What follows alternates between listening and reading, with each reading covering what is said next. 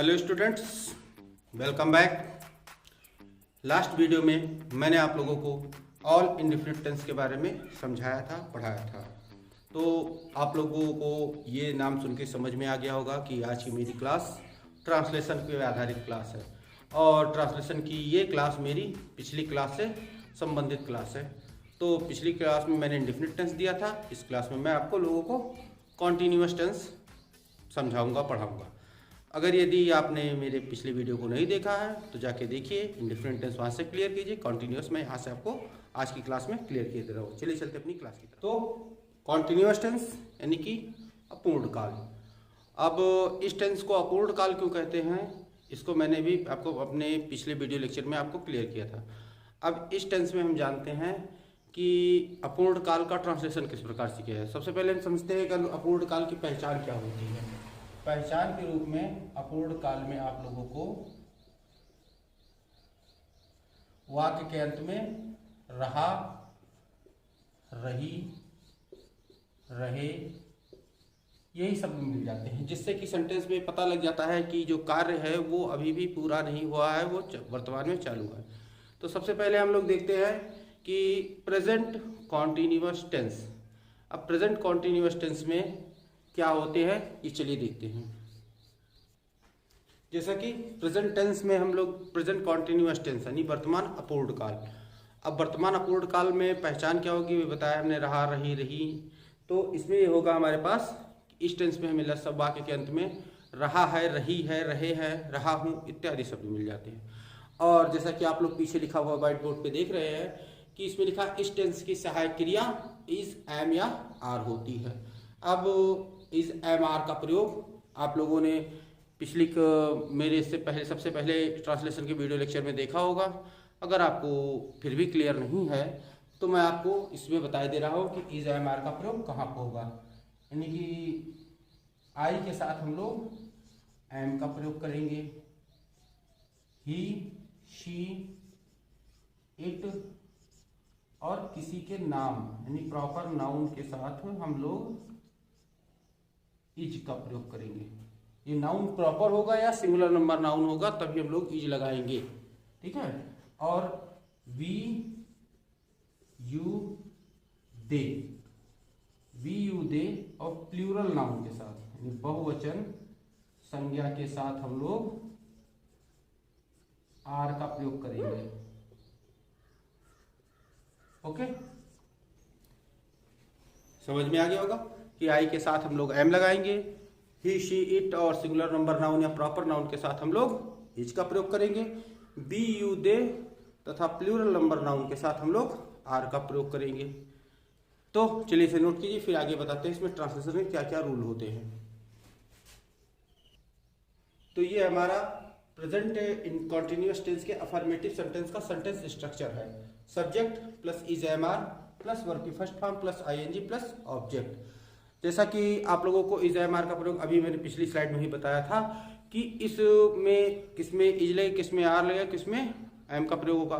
तो यहाँ पे हम उन सब्जेक्ट के पर्टिकुलर नेम को नहीं लिख रहे हैं, जिससे कि आप लोग को क्लियर हो जाएगा। ये समझते हैं कि आप लोग पिछली स्लाइड से ही क्लियर कर लेंगे कि किस सब्जेक्ट के साथ इज में, किसके साथ एम और किसके साथ आर का प्रयोग होगा।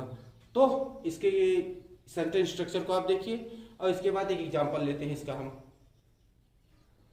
जैसा कि आपको शुरू में ही बताया था कि प्रेजेंट कॉन्टिन्यूअस टेंस के वाक्यों में लास्ट में रहा है, रही है, रहे हैं इत्यादि शब्द आ जाते हैं। तो इस प्रकार से इसमें देखिए कि इस वाक्य के लास्ट में हमें रहा है मिल रहा है, अर्थात ये सेंटेंस हमारा प्रेजेंट कॉन्टिन्यूअस टेंस का सेंटेंस है। अब इसमें देखते हैं क्या होता है। रवीश कहानी की पुस्तक बेच रहा है। तो रवीश एक नाम है, तो रवीश को हम लोग लिख लेते हैं रवीश। अब रवीश नाम है तो मैंने क्या बताया था कि सिंगुलर नंबर नाउन या प्रॉपर नाउन के साथ हम लोग इज का प्रयोग करते हैं, इज यानी इसमें यहाँ पूरा हुआ। अब वर्ब की फर्स्ट फॉर्म यानी बेचने की फर्स्ट फॉर्म सेल और प्लस आईएनजी, सेलिंग। और फिर क्या बेच रहा है, ऑब्जेक्ट कहानी की पुस्तक, तो यहाँ पे स्टोरी बुक। आई पास समझ में, रवीश कहानी की पुस्तक बेच रहा है, रवीश सेलिंग स्टोरी बुक। या तुम घर जा रहे हो, तुम घर जा रहे हो, तो यू आर गोइंग, गो की first form plus I N G, you are going, और घर यानी कि होम। अब यहाँ पे आप लोगों को मैं क्लियर कर देना चाहता हूँ कि कुछ स्टूडेंट्स क्लियर नहीं हो पाते होंगे कि कहीं पे हाउस लगता है, कहीं पे होम लगता है, तो कहाँ पे हाउस लगाना, कहाँ पे होम लगाना है। तो जब भी आप ट्रांसलेशन करें तो यहाँ देखें कि उसमें जब घर शब्द प्रयोग आया हो तो वो घर शब्द अपने घर के लिए कहा जा रहा है कि दूसरे के घर के लिए कहा जा रहा है। अगर अपने घर के लिए है तो होम का प्रयोग करेंगे, दूसरे के घर के लिए है तो हाउस का प्रयोग करेंगे। ओके, तो इसे नोट कीजिए, आगे की स्लाइड में आपको बताते हैं। तो स्टूडेंट्स, यहाँ पिछली स्लाइड में आपने देखा कि कैसे हमने प्रेजेंट कॉन्टिन्यूअस टेंस का अफर्मेटिव सेंटेंस ट्रांसलेशन किया। अब यहाँ पे आपको मैं 2 मिनट के लिए अपने लेक्चर को रोक रहा हूँ। इसमें आपको एक बहुत ही इंपॉर्टेंट चीज़ बता देते हैं कि यदि कुछ स्टूडेंट्स को मैंने देखा है, कुछ स्टूडेंट्स के सामने समस्या होती होगी, कई आप में भी कई सारे लोगों के पास समस्या होती होगी कि ट्रांसलेशन में जब भी आ जाता है अपने, तो अपने के लिए कौन सी इंग्लिश हम प्रयोग करें कि जो सही सेंटेंस बना दे। तो इस बात को आप ध्यान रखिए कि सेंटेंस में प्रयुक्त होने वाले अपने शब्द का हर सब्जेक्ट के अनुसार अलग अलग इंग्लिश होती है। जैसे आप आई के साथ अपने के लिए माई लगाते हैं तो ही के साथ माई नहीं लगा सकते हैं, ही के साथ हिज लगाया जाएगा। तो शी के साथ हिज नहीं लग सकता है, शी के साथ हर लगता है। और यहाँ पे अगर सेंटेंस मतलब सब्जेक्ट यू है तो यू के साथ हर हिज या माई नहीं लगेगा, यू के साथ योर लगेगा। तो आपके लिए मैं इसमें एक चार्ट बनाए दे रहा हूँ, उस चार्ट को आप लोग नोट कर लीजिएगा और याद कर लीजिएगा, जिससे आपके ट्रांसलेशन का सेंटेंस गलत ना होने पाए। चलिए देखते हैं क्या चार्ट है। तो इस चार्ट को देखिए, इसमें बताया जा रहा है कि यदि सब्जेक्ट आई है तो अपने या अपनी या अपना के लिए माई का प्रयोग करेंगे हम लोग। यदि सब्जेक्ट वी है तो अवर का प्रयोग करेंगे। यदि सब्जेक्ट यू है तो योर का प्रयोग करेंगे। अगर सब्जेक्ट दे है तो देयर का प्रयोग करेंगे। सब्जेक्ट ही है तो हिज का प्रयोग करेंगे। सब्जेक्ट सी है तो हर का प्रयोग करेंगे। और यदि नाम किसी लड़के का है तो हिज लगाएंगे, और नाम किसी लड़की का है तो हर लगाएंगे। तो इस चार्ट को आप नोट कर लीजिए और फिर आगे हम प्रेजेंट कॉन्टिन्यूअस टेंस में आगे बढ़ते हैं। चलिए देखते हैं प्रेजेंट कॉन्टिन्यूअस टेंस का निगेटिव सेंटेंस। निगेटिव सेंटेंस में सबसे पहले आपको ध्यान रखना होगा कि कोई भी निगेटिव सेंटेंस हो, प्रेजेंट टेंस का हो, पास्ट टेंस का हो, फ्यूचर टेंस का हो, तो यदि आपको सहायक क्रिया सेंटेंस के अफर्मेटिव सेंटेंस में मिल रही है, अफर्मेटिव सेंटेंस में उस टेंस के, तो सहायक क्रिया यानी हेल्पिंग वर्ब के तुरंत बाद आप लोग नॉट का प्रयोग कर देंगे। यानी जैसे प्रेजेंट कॉन्टिन्यूअस टेंस में आपको सहायक क्रिया इजयमार मिली थी, तो निगेटिव सेंटेंस में इजयमार के तुरंत बाद हम लोग नॉट का प्रयोग कर देंगे। कुछ इस प्रकार से देखिए, subject plus is am are plus not plus verb की first form plus ING plus object. ठीक, जैसे सामंत अपनी पुस्तक नहीं पढ़ रहा। अब यहाँ पे मैंने अपनी शब्द का इस्तेमाल कर दिया, जिससे कि आप लोगों को जो पिछली स्लाइड में मैंने लिखाया है अपने शब्द के लिए प्रयुक्त होने वाले शब्द, उसका यहाँ पे मैं क्लियरेंस कर सकूं। जैसे सामंत अपनी पुस्तक नहीं पढ़ रहा है तो सामंत, अब सिंगुलर नंबर है तो इज लगाया और इसके बाद हमने क्या लगाया, नॉट, और फिर वर्ब की फर्स्ट फॉर्म रीड आईएनजी जोड़ा, और फिर अपनी पुस्तक, सामंत एक लड़का है, बॉय है, और अपने के लिए यहां पे क्या लगेगा, हिज बुक। क्लियर? जैसे वे अपने घर नहीं जा रहे हैं, नहीं जा रहे हैं, तो क्या हो जाएगा ये, दे आर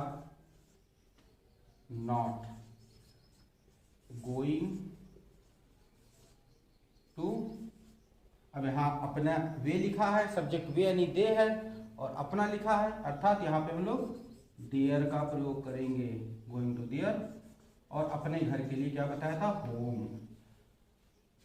तो आशा है ये प्रेजेंट कॉन्टिन्यूअस टेंस का निगेटिव सेंटेंस समझ में आ गया होगा। चलिए नोट कीजिए। तो इस स्लाइड में हम लोग समझेंगे कि इंट्रोगेटिव सेंटेंस क्या होते हैं। इंट्रोगेटिव सेंटेंस जैसा कि मैंने आप लोगों को पहले से ही बता रखा है कि इंट्रोगेटिव सेंटेंस दो प्रकार के होते हैं, एक यस नो, एक क्वेश्चन वर्ड। तो यहाँ पे मैंने दोनों सेंटेंस का सेंटेंस स्ट्रक्चर लिख दिया है कि इसमें इज एम आर का प्रयोग प्लस सब्जेक्ट प्लस वर्ब की first form plus ING plus subject plus question mark. इसी प्रकार से क्वेश्चन वर्ड वाले में क्वेश्चन वर्ड पहले is am are plus subject plus verb की first form plus ING plus object. तो जैसे कि आगे देखिए इसमें क्या होता है, इसके कुछ एग्जाम्पल के जरिए से समझने की कोशिश करते हैं।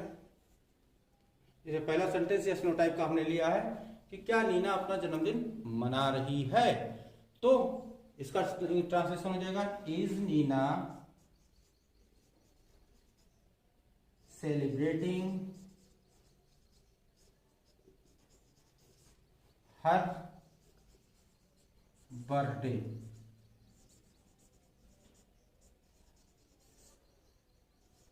ओके, अगला सेंटेंस देखते हैं जो कि क्वेश्चन वर्ड पे आधारित होगा। अगला सेंटेंस इसी को हमने आगे बढ़ा दिया, क्वेश्चन वर्ड पे कर दिया। नीना अपना जन्मदिन कहाँ मना रही है, यानी कहाँ शब्द इसमें वाक्य के बीच में आया है। और जब सेंटेंस में किसी भी सेंटेंस में अगर कोई भी क्वेश्चन वर्ड वाक्य के बीच में आ जाता है तो सेंटेंस क्वेश्चन वर्ड इंट्रोगेटिव बन जाता है।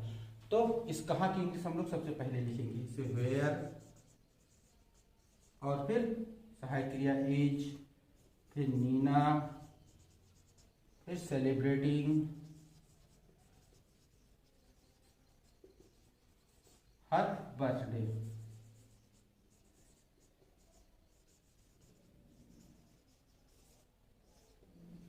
ओके, आशा है ये इंट्रोगेटिव सेंटेंस समझ में आए होंगे। चलिए नोट कीजिए, फिर अगली स्लाइड में आपको इंट्रोगेटिव निगेटिव बताते हैं। जैसे इंट्रोगेटिव निगेटिव में आप देखिए कि is am are plus subject plus not plus verb की first form plus ING plus object plus question mark. इसी प्रकार से क्वेश्चन वर्ड वाले में question word plus is am are plus subject plus not plus verb की first form plus ING plus object plus question mark. तो इससे आप ये समझ में आए कि जो इंट्रोगेटिव निगेटिव सेंटेंस का सेंटेंस स्ट्रक्चर होता है वो सेंटेंस स्ट्रक्चर हम लोगों का same to same interrogative sentence की तरह ही होता है। बस थोड़ा सा अंतर ये होता है कि इसके सब्जेक्ट के तुरंत बाद हमको नॉट का प्रयोग कर देना रहता है और सेंटेंस हमारा इंट्रोगेटिव निगेटिव बन जाता है। समझ में आई बात? एक एग्जांपल देखिए, जैसे क्या वो पत्र नहीं लिख रही है, तो क्या के लिए इज लगाया क्योंकि वो सिंगुलर नंबर था, शी था, तो इज शी, और उसके बाद सब्जेक्ट के तुरंत बाद हमने नॉट का प्रयोग कर दिया और फिर राइटिंग अ लेटर। क्लियर? यानी कि सब्जेक्ट के तुरंत बाद अगर हम नॉट लगा देते हैं तो सेंटेंस हमारा निगेटिव बन जाता है, और यदि उसके पहले हेल्पिंग वर्ब या क्वेश्चन वर्ड आ रहा हो तो सेंटेंस हमारा इंट्रोगेटिव निगेटिव बन जाता है। इसी प्रकार से क्वेश्चन वर्ड वाले में भी हो जाएगा कि क्वेश्चन वर्ड सबसे पहले लिख दिया जाएगा, बाकी इसके बाद is am are plus subject plus not plus verb की फर्स्ट फॉर्म प्लस आईएनजी और प्लस ऑब्जेक्ट। क्लियर? चलिए नोट कीजिए। तो स्टूडेंट्स, इसी के साथ हमारा प्रेजेंट कॉन्टिन्यूअस टेंस खत्म हुआ। अब हम आगे बढ़ते हैं पास्ट कॉन्टिन्यूअस टेंस पे। Past continuous tense same present continuous tense ही होता है, बस इसमें सहायक क्रिया जो होती है वो चेंज हो जाती है।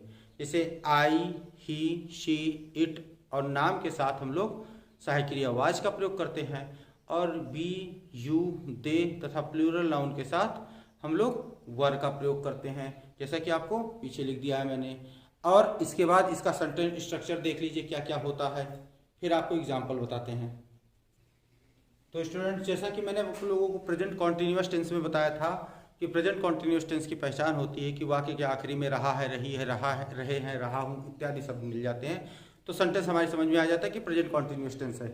इसी प्रकार से पास्ट कॉन्टिन्यूअस टेंस में के सेंटेंस के आखिरी में हम लोगों को रहा था, रही थी, रहे थे, ये सारे शब्द आते हैं। अर्थात रहा, रही, रहे तो ये तो मिलेंगे ही नहीं, बस खाली प्रेजेंट टेंस में है आ जाएगा, हूँ आ जाएगा, हो आ जाएगा, कॉन्टिन्यूअस में था, थी, थे आ जाएगा।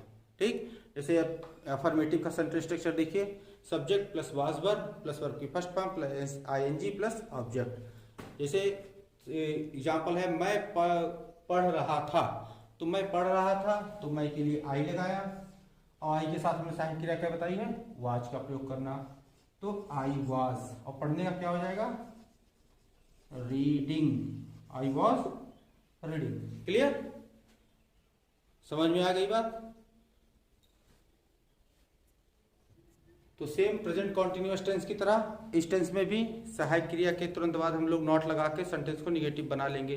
जैसे यहाँ के सेंटेंस स्ट्रक्चर में आप देखिए कि सब्जेक्ट प्लस वाज या वर और प्लस उसके बाद हम लोगों ने नॉट का प्रयोग किया, फिर वर्ब की first form plus ING plus object. जैसे कि तुम बाजार नहीं जा रहे थे, तो तुम के लिए क्या इंग्लिश प्रयोग करेंगे हम लोग? यू।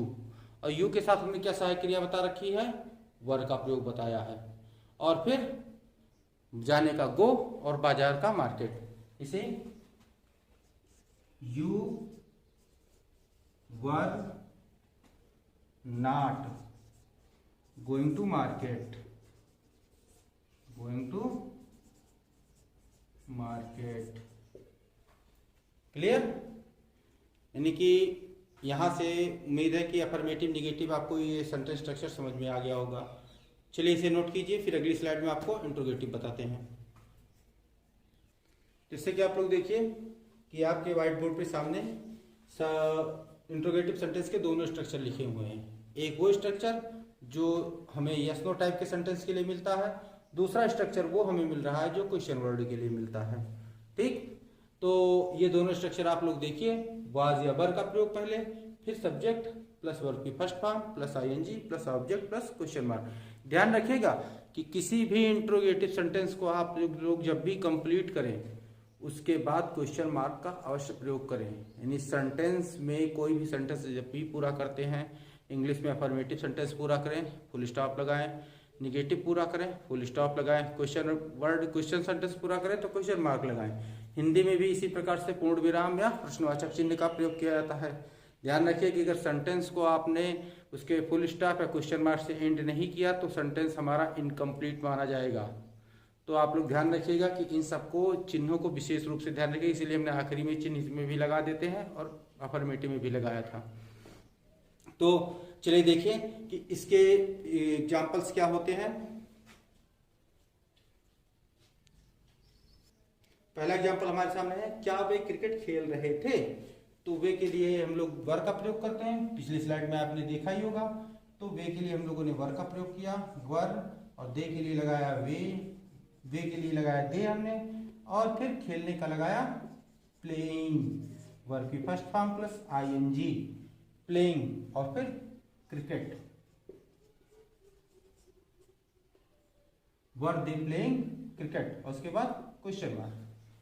ठीक है, अब दूसरा एग्जाम्पल क्वेश्चन वर्ड वाला देखते हैं कि तुरीन क्यों रो रही थी? तुरीन क्यों रो रही थी?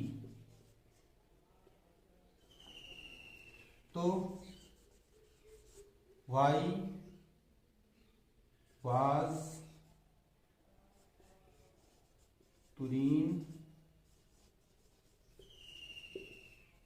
वीपिंग। ओके, ये हमारा क्वेश्चन वर्ड हो गया कि पहले क्वेश्चन वर्ड, फिर वाज या वर का प्रयोग, फिर सब्जेक्ट और प्लस ऑब्जेक्ट। अब ये ऐसा क्या कहते हैं वर्ब था कि यहाँ पे हमने सब्जेक्ट प्लस वर्ब की फर्स्ट फॉर्म के साथ आईएनजी का प्रयोग किया, और इसके ऐसा वर्ब हमने लिया था कि इसका ऑब्जेक्ट हमें नहीं लेना था, तो इसको हमने वैसे ही रहने दिया। और दूसरी बात ये आप लोगों से कहना चाहते हैं कि जब भी कोई भी वीडियो लेक्चर देखें, मेरा ही नहीं किसी का भी वीडियो लेक्चर, कोई भी चीज़ आपको समझाई जा रही है तो आप लोग कोई भी वीडियो बिना स्किप किए हुए देखिए। मतलब जैसे आप डबल टैप करके 10 सेकंड या 20 सेकंड वीडियो को आगे लेके चले जाते हैं, कोई वीडियो 10 सेकंड या 20 सेकंड में कुछ ऐसा पॉइंट आपसे मिस हो जाएगा जिसके कारण आपको लास्ट तक का वो लेक्चर समझ में नहीं आएगा। तो ध्यान रखिएगा कि मेरे वीडियो में कभी भी आप लोग स्किप मत कीजिएगा, क्योंकि हमारा वीडियो 10 सेकंड 20 सेकंड में कुछ ऐसा पॉइंट आपसे मिस हो जाएगा जो कि जिसके कारण आपको वीडियो लेक्चर लास्ट तक समझ में नहीं आएगा। तो वीडियो को बिना मिस किए हुई आप देखा कीजिए। और चलिए इसे नोट कीजिए, फिर इंट्रोगेटिव निगेटिव की तरफ चलते हैं। तो चलिए देखते हैं, ये है हमारा इंट्रोगेटिव निगेटिव सेंटेंस का सेंटेंस स्ट्रक्चर है। देख रहे होंगे इसमें भी वही चीज कॉमन है कि वाज या वर प्लस सब्जेक्ट प्लस नॉट। ये सब्जेक्ट के बाद हम लोगों ने तुरंत नॉट का प्रयोग किया है, उसके बाद वर्ब की first form plus ING plus object plus question mark. इसी प्रकार से क्वेश्चन वर्ड वाले में भी वही किया गया। Question word was were subject not plus verb की first form plus ING plus object plus question mark. Okay, तो इंट्रोगेटिव निगेटिव सेंटेंस का सेंटेंस स्ट्रक्चर सेम लगभग सबका होता है, बस खाली उसके जो हेल्पिंग वर्ब है वही चेंज कर दी जाती है या मेन वर्ब की फॉर्म चेंज कर दी जाती है, बाकी सेंटेंस स्ट्रक्चर सबका एक जैसा ही होता है। तो अब इसका एग्जांपल हम लोग के लिए लेते हैं कि तुम वहां क्यों नहीं गए, जा रहे थे, तुम वहां क्यों नहीं जा रहे थे, तो ये क्या हो जाएगा, why were you not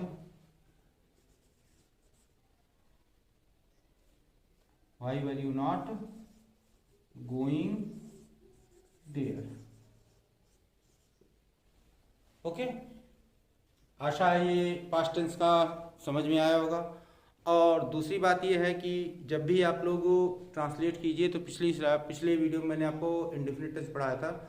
indefinite tense में भी जैसे हमने कहा था कि पास्ट को इंडेफिनिट टेंस में ता था ती थी ते थे आते हैं, तो वहाँ पे ता था ती थी ते थे तो आते ही आते हैं, लेकिन गया गई ये सब सारे या ये सारे शब्द आते हैं, वहाँ भी इसे पास्ट इंडेफिनिट टेंस मान लिया जाता है। तो अगर आपको उस वीडियो में कोई भी कन्फ्यूज़न रही हो तो एक कन्फ्यूज़न ये थी जो कि मैंने अपने हिसाब से दूर कर दी है। कोई भी कन्फ्यूज़न होगी तो नीचे कमेंट बॉक्स में अपनी क्वेरी छोड़िएगा। और जिन्होंने मेरा वीडियो अभी तक वो पहला वीडियो नहीं देखा इंडेफिनिट टेंस का, उसे जाके अवश्य देख ले। चलिए तब तक इसे नोट कीजिए और फिर आगे हम बताते हैं आपको फ्यूचर। तो स्टूडेंट्स, आशा है पास्ट टेंस कॉन्टिन्यूस टेंस जो अभी तक मैंने पिछली स्लाइड में आपको क्लियर किया है वहाँ तक आपको समझ में आ गया होगा। अब हम आगे बढ़ते हैं फ्यूचर टेंस की तरफ। और फ्यूचर टेंस में आगे बढ़ने से पहले कुछ चीज़ आपको क्लियर कर देना चाहता हूँ कि जो कि मैंने अपने पिछले वीडियो लेक्चर में भी बताई थी कि फ्यूचर टेंस की जो सहायक क्रिया विल या शैल होती है, और आई तथा वी ये दो शब्द ऐसे हैं जिनके साथ हम लोग सहायक क्रिया शैल का प्रयोग करते हैं। बाकी सबके साथ हम लोग विल का प्रयोग करते हैं तब तक जब तक कि किए जाने वाले कार्य पर जोर न दिया जा रहा हो। यदि किए जाने वाले कार्य पर जोर दिया जा रहा है तो आई वी के साथ हम लोग विल लगा देते हैं, शेष सारे सब्जेक्ट के साथ हम लोग शैल का प्रयोग कर देते हैं। तो चलिए आगे बढ़ते हैं फ्यूचर टेंस की तरफ कि फ्यूचर कॉन्टिन्यूअस टेंस किस प्रकार ट्रांसलेट किया जाता है। तो स्टूडेंट देखते हैं अफर्मेटिव सेंटेंस का सेंटेंस स्ट्रक्चर क्या है कि सब्जेक्ट प्लस विल या shall plus be plus verb की first form plus ING plus object. अर्थात ये सेंटेंस हमारा बनेगा वह आगरा जा रहा होगा, तो ही विल, क्योंकि ही के साथ विल का प्रयोग करते हैं और उसके बाद बी लगाएंगे, ही विल बी, और जाना का गोइंग, आईएनजी के साथ ही विल बी गोइंग, और कहाँ जा रहा होगा, to Agra. Okay, he will be going to Agra. Negative sentence के लिए सेम वही पिछले कुछ नियम फॉलो करते हैं कि subject plus helping verb plus not और प्लस वर्ब की first form plus ING plus object. जैसे कि यहाँ पे विल बी और शैल बी का प्रयोग हम लोग को सहायक क्रिया विल बी शैल बी मिलती है, तो हम लोग विल बी नॉट नहीं लगाएंगे। हम लोग जो सहायक क्रिया में नॉट का प्रयोग करेंगे वो विल या शैल के बाद और बी से पहले करेंगे। जैसे यहाँ देखिए विल और बी, इसके बीच में हमने नॉट का प्रयोग किया है। अर्थात जैसे वह आगरा नहीं जा रहा होगा, he will not be going to Agra. Okay, कि he will not be going to Agra. आशा है निगेटिव सेंटेंस तक समझ में आ गया होगा। चलिए इसे नोट कीजिए और फिर आपको इंट्रोगेटिव और इंट्रोगेटिव निगेटिव बताते हैं। तो इंट्रोगेटिव सेंटेंस में हम लोग क्या करते हैं कि विल या शैल को आगे कर देते हैं, फिर सब्जेक्ट को करते हैं, फिर बी लगाते हैं। बी मतलब जो हम विल बी शैल बी का प्रयोग करते थे उसमें से केवल विल या शैल ही सब्जेक्ट से पहले लिखा जाएगा, उसके बाद लगने वाला बी जो है वो सब्जेक्ट के बाद ही लिखा जाएगा। अर्थात यहाँ पे विल या shall plus subject plus be plus verb की first form plus ING plus object. उसी प्रकार से क्वेश्चन वर्ड वाले में भी क्वेश्चन वर्ड प्लस विल या shall plus subject plus be plus verb की first form plus ING plus object. Clear? ये दोनों सेंटेंस स्ट्रक्चर आप लोगों ने देख लिए होंगे। चलिए इससे कुछ एग्जाम्पल देखते हैं हम। तो ये है हमारा इंट्रोगेटिव सेंटेंस का सेंटेंस है कि वो जा रही होगी, तो वह लड़की है इसलिए विल हमने आगे लगाया। विल शी बी गोइंग, क्या वो जा रही होगी। अगला सेंटेंस हमारा है कि हम कल क्या कर रहे होंगे, तो हम के लिए हम लोग क्या लगाते हैं वी, और वी के साथ हमने कौन सी सहायक क्रिया बताई है, शैल बी का प्रयोग। अर्थात यहां पे क्या हो जाएगा, shall we be, shall we be. अब यहां पे क्या शब्द आपके बीच में आया है, तो इसको हम लोग व्हाट बीच में लगाएंगे, नहीं, इस व्हाट को हम लोग आगे लगाएंगे। तो व्हाट शैल वी बी, और फिर करना का doing, what shall we be doing. Sentence सही है, नहीं सही है, क्योंकि यहां पे कल भी है, तो हम लोग यहां पे टुमारो लगा देंगे। What shall we be doing tomorrow. समझ में आई बात। तो स्टूडेंट्स यहाँ पे इंट्रोगेटिव निगेटिव सेंटेंस का स्ट्रक्चर देख लीजिए। ये will shall plus subject plus not plus be, अर्थात बी से पहले सब्जेक्ट के बाद हमें नॉट का प्रयोग करना है। तो यहाँ पे not plus be plus verb की first form plus ING plus object, और क्वेश्चन वर्ड वाले में question word plus will shall plus subject plus not plus be और प्लस वर्ब की first form plus ING plus object. आशा यहाँ तक कि आप सेंटेंस स्ट्रक्चर आपको समझ में आया होगा, इसे आप नोट कीजिए। तो स्टूडेंट्स आज का वीडियो लेक्चर यहीं पे ख़त्म किया जाता है। आशा है कॉन्टिन्यूअस टेंस में जितना भी मैंने आज आपको बताया है वो आपको ठीक से समझ में आया होगा। यदि आपको कुछ बात समझ में नहीं आती, कोई कन्फ्यूज़न रहती है, तो मेरे कमेंट बॉक्स में अपनी क्वेरी छोड़ दीजिए, और नेक्स्ट वीडियो लेक्चर में यानी जब मैं परफेक्ट टेंस पढ़ाने आऊँगा तो सबसे पहले आपकी उस क्वेरी को सॉल्व करने के बाद ही परफेक्ट टेंस पढ़ाना शुरू करूँगा। और आशा है कि इस वीडियो लेक्चर को आपने खूब इंजॉय किया होगा, और नेक्स्ट वीडियो लेक्चर तक आप लोग मेरे साथ ही बने रहिए, और आपको लगातार मैं अपने वीडियो लेक्चर जानकारी जो होती है सब मैं देता रहूँगा। Till then stay tuned with our channel, keep watching, keep learning, take care and bye.